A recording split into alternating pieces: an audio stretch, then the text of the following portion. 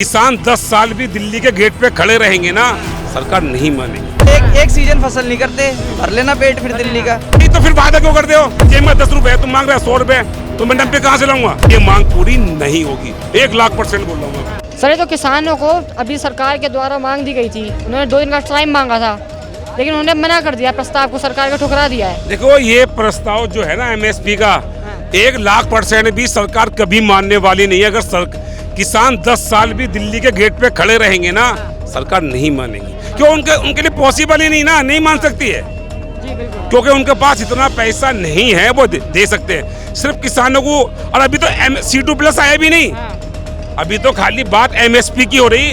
अगर मान लिया अगर C2+ आ जाए तो क्या होगा? अभी MSP पे सरकार जो है ना, सरकार जो है बहुत तिंगड़ रही है, उसको नहीं जम रहा। अगर मान लो C2+ वाला मामला अगर कंप्लीट हो जाए तो सोचिए क्या होगा।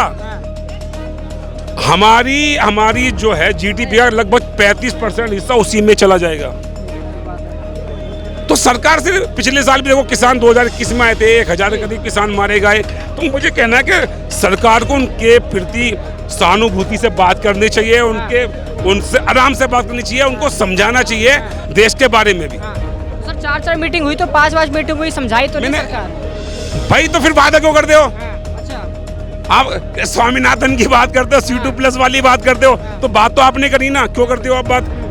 आप ये कहिए कि जो हमारे बस की है वो देंगे, ये हम नहीं दे पाएंगे। अब तुम दे ही नहीं पाओगे, तुम कह रहे साहब हम तो C2+ भी देंगे, ये भी देंगे, 2022 में किसान की आय दोगुनी कर देंगे, तो फिर क्या है मतलब?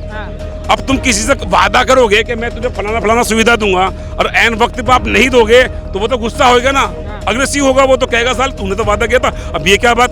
तो सरकार सिर्फ वादे करती है और बिल्कुल भी नहीं। मैं लिख लो आप, मैं आपके चैनल के माध्यम से बोल रहा हूँ, अगर किसान 10 साल भी यहाँ डटे रहे, 10 साल भी, तो भी ये मांग पूरी नहीं होगी। 1,00,000% बोल रहा हूँ मैं आपको। तो क्या लग रहा है आपको इनकी मांगे जो है जायज है वैसे या नहीं है? कहीं ना कहीं है। देखो और जो विदेश है, जैसे जर्मनी है और भी बहुत से देश, अमेरिका है, जो खेती करते हैं वो अपने किसानों को जो है वो एग्रीकल्चर में जो है वो बेनिफिट देते हैं। लेकिन यहाँ अलग है ना, हमारे पास इतना पैसा ही नहीं है। देंगे तब जब पैसा होगा तभी तो देंगे। मैं सर की बात से सहमत नहीं हूँ। देखो बड़े हैं, समझदार हैं, लेकिन बात समझदारी वाली करनी चाहिए। MSP पे गारंटी कौन दे देता है? आप दे दोगे? मैं मना कर रहा हूँ ना। कांग्रेस सरकार ने दे दी MSP पे गारंटी। मैं बताता हूँ आपको एक वाक्य, सुनना सर। 1 minute 1 minute. मैंने ये कहा कि कांग्रेस BJP गारंटी नहीं दे सकती है, ना ही कांग्रेस दे सकती है।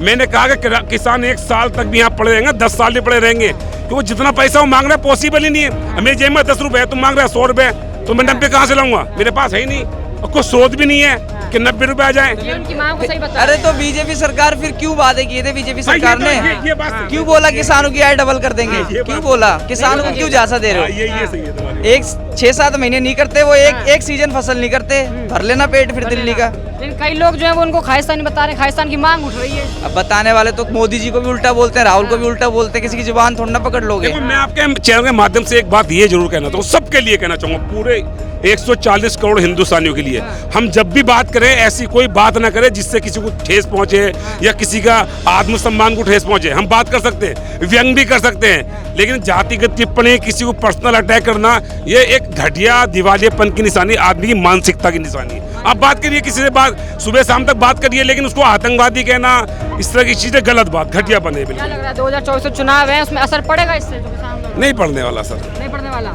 अच्छा, आपके साथ तक तो फिर पॉलिटिकल एजेंडा समझ रहे, कई लोग उसको कह रहे हैं पॉलिटिकल एजेंडा है, सेटअप। देखो सुनो, इस टाइम BJP अपने फुल पीक पे है, कितनी भी पार्टी आ जाओ कुछ होने वाला नहीं है, और वो 100% जीतेंगे।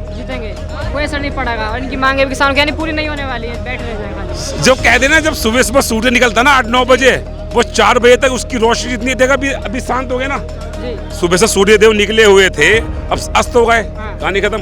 नहीं, फिलहाल BJP का सूर्य उदय है, वो अस्त अभी नहीं होगा। ये पुलिस वाले कांटे बिछा रखे हैं, वहाँ कीले गाड़ रखे हैं बड़े बड़े, तो क्या करें? सरकार जब उल्टे सीधे काम करेगा तो किसान क्या करेगा? तो लेकिन मांगे भी तो इनकी गलत है, कह रहे हैं कि 10,000 पेंशन कर देनी चाहिए। वो ठीक है, तो मिनिमम होना चाहिए जो होना चाहिए किसान के लिए। वो तो बैठ के बातचीत करेंगे किसान से, तभी होगा हल। पिछले साल बैठे थे, कुछ नहीं हुआ, फिर दोबारा बैठे हैं, क्या करें? सरकार नहीं मान रही। सरकार के साथ 4 मांग मीटिंग कर ली सरकार ने, कुछ असर नहीं आ रहा। हाँ तो मांग चल रही है, उनकी मांग पूरी करें, अच्छी बात है। किसान तो किसान है, मेहनत करता है, घर से पूरा पानी खाद सब लगाता है, पूरा नहीं हो पाता तो क्या करेगा वो? वही बात है। तो क्या लग रहा है इनकी मांग पूरी हो जाएगी? बीजेपी सरकार सुनेगी इनकी बात? मुझे तो मुश्किल है। मुश्किल लग रहा है। हाँ मुश्किल लग रहा है। सरकार नहीं सुनेगी। नहीं सुनेगी। हाँ। ये क्या टाल देगी बात को, इधर कर देगी टाल बस। देगी। हाँ तो क्या लग रहा है 24 के चुनाव में कुछ असर पड़ेगा इसका? असर पड़ेगा, बहुत अच्छा, पड़ेगा, बहुत पड़ेगा। हाँ पक्की है। अच्छा, ये जो चुनाव है इससे मोदी जी नहीं आ पाएंगे फिर? ये मंदिर मस्जिद के नाम पे चुनाव खत्म हो चुका है। हाँ। हाँ अब आदमी परिवर्तन के रास्ते पे चल रहा है। परिवर्तन रास्ते चल रहा है। तो क्या लग रहा है परिवर्तन नहीं हुआ फिर? हर कोई रोज बेरोजगार है, हाँ। काम धंधे किसी के पास नहीं है। 5 साल के बाद में क्या है कि 5 साल तक तो एमएसपी दे देंगे। अब 5 साल के बाद में जो है ये सारा कुछ जैसे अडानी या अंबानी तक को ये स्टोर का जो वो सारा ठेका दे देंगे। अब 5 साल के बाद में जब ये किसान अपना जो ये 5 जो अनाज की एमएसपी की जो बात चल रही है वो जब बेचने जाएंगे मार्केट में तो वो बिकेगा नहीं, तो फिर उनको मजबूरन क्या होगा कि मार्केट में कम दामों पे बेचना पड़ेगा। और जब कम दामों पे बेचेंगे तो फिर वो किसके पास आएगा? अडानी अंबानी जिनके पास भी वो स्टोर बड़ा बड़ा स्टोर है जिसमें 5 लाख स्क्वायर फीट तक के स्टोर इनको मिले हुए हैं, मतलब बहुत ज़मीन सरकार ने उनको दी है, ठीक है ना। तो जब उनके पास जाएगा तो वही जो 10 रुपये का अनाज है वो ज़्यादा रेटों पे बिका जाएगा। जैसे आप एग्जांपल के तौर पे कि आज ये जब जाते हैं अपना माल बेचने के लिए तो ये सीधा जो डीलर होते हैं जो कि आड़ती जिनको बोलते हैं, तो ये सीधा मना कर देते हैं कि भाई हमारे पास जगह नहीं है, हमारे पास रखने की जगह नहीं है, हम कहाँ रखें। तो जो गेहूं का रेट अगर वो 20 रुपये किलो या 25 रुपये किलो बेच रहे हैं तो उस रेट को इनको बेचारे को वापस आना पड़ता है। जब किसान फिर घूम पर के सीधा मंडी में जाता है, मंडी में जब जाता है तो मंडी में वही जो 20 रुपये का अनाज है 10 रुपये में बेचना पड़ता है। फिर वो जो आड़ती होती है वहाँ से ख़रीदने के बाद में आड़ती जो मैं ये जो गवर्नमेंट ठेकेदार होते हैं वो वहाँ से लेकर के फिर बड़े रेट पे बेच देते हैं। अब 10 रुपये का ख़रीद करके 25 रुपये का फिर वो बेच देते हैं। तो किसान को क्या हुआ कि किसान को यहाँ पे लॉस हो गया, उसने तो अपना जो अनाज है वो कम कीमत पे बेच दिया और उनको जो ठेकेदार हैं उनको रेट पे सस्ते पे मिल करके वो अपना मार्केट रेट पे बेच देते हैं, तो वो फायदा कर जो एमएसपी की मांग है जायज़ है, किसानों की सही मांग है। हाँ जायज़ मांग है, लेकिन क्या है कि मैं बात कर रहा हूँ कि जैसे सरकार बोलती है कि A2 के लिए वो एग्री कर रही है कि भैया जो किसान की लागत है ठीक है प्लस में 50% प्रॉफिट उसको दे देना चाहिए। लेकिन उनकी जो C2 है, C2 में क्या होता है कि आपकी जो लागत है प्लस जो उसका जितना भी खर्चा है ना, सारा का सारा, चाहे उसकी लेबर है, उसको बनाने में जो खर्चा है, चाहे ट्रैक्टर है, चाहे ट्यूबवेल का खर्चा है, चाहे वो खाद उसमें खाद डल रही है, वो सारी की सारी पेस्टिसाइड, जो सारा का सारा जो खर्चा है मिला करके फिर उसको 50% पे देना चाहिए। अभी क्या है कि अभी ये 5 साल के लिए रहने के बाद में फिर वो ख़त्म हो जाएगा, फिर इनको मजबूरी हो जाएगी क्योंकि उस रेट पे उनको बेचना ही बेचना है। तो अब वो कम रेट लें या ज़्यादा रेट, ज़्यादा तो लेंगे नहीं, कम रेट लेंगे। अब कम रेट लेंगे तो फिर उनको वो किसानों को ही लॉस होगा। पर लेकिन आपको लगता नहीं अगर एमएसपी कर देती है सरकार लागू जो इनकी मांग है तो सब जो नॉर्मल आदमी उसकी जेब पे असर पड़ेगा? कैसे नहीं, देखो अभी भी कौन सा सस्ता आ रहा है। अभी भी आप अगर आटा देखो तो जो वो 34 से 35 रुपए किलो आ रहा है, ठीक है, तो अभी भी तो महंगा आ ही रहा है। तो उस वक्त भी अगर महंगा हो जाएगा तो क्या ही फर्क पड़ जाएगा, है ना। तो जनता कम से कम एटलीस्ट जो किसान है, जो हिंदुस्तान के जो जय जवान जय किसान जो नाराम बोलते हैं, तो कम से कम जो हमारा किसान है वो तो सुरक्षित हो जाएगा। तो कई किसानों को, इन किसानों को लोग कई किसानों को खालिस्तानी बता रहे हैं, लोग पत्थर चला रहे हैं इनकी तरफ। सर देखो ऐसा है कि खालिस्तानी क्या है कि अब क्या होता है ना कि बहती गंगा में सब हाथ धोते हैं। तो अब ये आंदोलन के चक्कर में खालिस्तान भी अपना, कुछ लोग होंगे, कुछ ऐसी गतिविधियाँ हो रखी होंगी उसके अंदर, कुछ लोग अपना जो है मुद्दा उसके अंदर सीधा कर रहे होंगे, वो अपना भी कहते हैं ना उल्लू सीधा करने वाली बात हो जाती है, ठीक है ना। तो वो इसमें होंगे, लेकिन सारे हैं ऐसा कहना भी जायज़ नहीं है ना कि हो सकता है कि 10% हो या कुछ ऐसे हो जो कि ऐसा खालिस्तानी के लोग की हरकतें कर रहे हो। तो अब ये है या नहीं है ये तो मेरे को एग्जैक्ट नहीं पता, लेकिन हाँ ये हो सकता है कि कुछ लोग हो जो कि उसमें अपना काम करने की कोशिश कर रहे हो। अब उसके अंदर देखिए कि क्या है कि सिर्फ खालिस्तानी नहीं कि अब देखो किसानी आंदोलन है तो विपक्ष भी उसमें अपना काम पूरा कर रही है ना, विपक्ष भी अपना मुद्दा पूरा कर रही है। उनको भी ऐसा लग रहा है कि इस मुद्दे के साथ में हम अपना काम कर ले। अब देखो कि जैसे राहुल गांधी ने बोला कि भाई मैं ऐसा है कि अगर हमारी इस बार सरकार आ जाती है तो हम MSP को लागू कर देंगे, तो उनके अपने मैनिफेस्टो में वो चीज़ डाल दी गई है। हाँ, अब वो करेंगे नहीं करेंगे वो एक अलग बात है, लेकिन अभी उन्होंने रिपोर्ट 2004 में आई थी और 14 में सरकार हटी, तब तक क्यों नहीं स्वामीनाथन की रिपोर्ट लागू? अरे सर देखो मैं बता तो रहा हूँ उसमें क्या था कि वही मैं कह रहा हूँ कि जो सरकार लागू कर रही है वो A2 पास कर रही है। A2 के अंदर सिंपल सी चीज़ है कि किसान की जो लागत लगी है और लेबर है वो दिया जाता है, ठीक है ना। अभी किसान जो मांग कर रहे हैं वो C2 के लिए मांग कर रहे हैं कि मेरे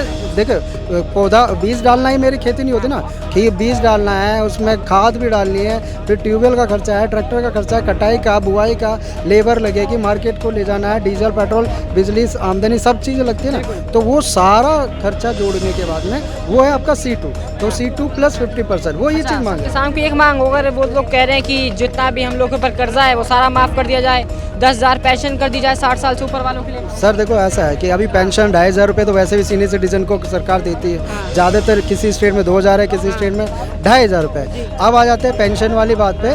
देखिए आप क्या पूछ रहे थे आप 10,000 रुपये का? 10,000 कह रहे हैं कि 60 साल से ऊपर उनको 10,000 पेंशन दी जाए। हाँ तो 10,000 रुपये पेंशन। अभी आप एक चीज़ समझिए कि जितने भी MLA MP है उन सबको पेंशन मिलती है। अगर कोई एक बार जीत गया उसको पेंशन मिलती है, कोई 2 बार जीत गया उसको पेंशन मिलती है, सबको पेंशन मिल रही है। आज मोदी सरकार ने जो है सरकारी महकमे की जितनी भी है सबकी पेंशन ख़त्म कर दी है। तो अगर किसान जो बेचारा अनाज उगा करके हम सब लोगों का पेट भरता है, बिना सरकार किसान के तो पूरा हिंदुस्तान भूखा मर जाएगा ना अगर सारे रोड पे आ जाए। आज किसान के बच्चे भी पढ़ लिख गए हैं, वो भी बाहर अपने रोज़गार के लिए बाहर निकल गए।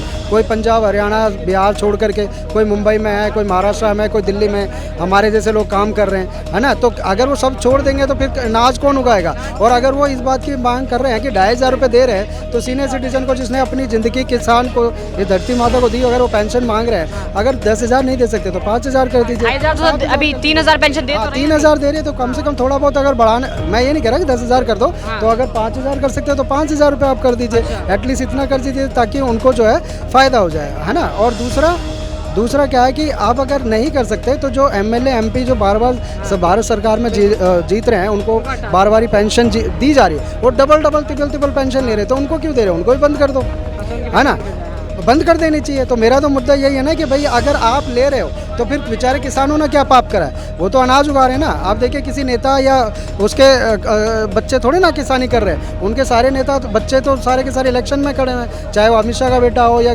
किसी भी पार्टी की बात करें XYZ, सबके बच्चे जो है पॉलिटिक्स में आए, या कोई बिजनेस कर रहा है या बाहर है। तो लेकिन किसान तो किसानी कर रहा है ना, तो अगर वो अपने लिए मांग कर रहा है तो गलत थोड़ी ना कर रहा है।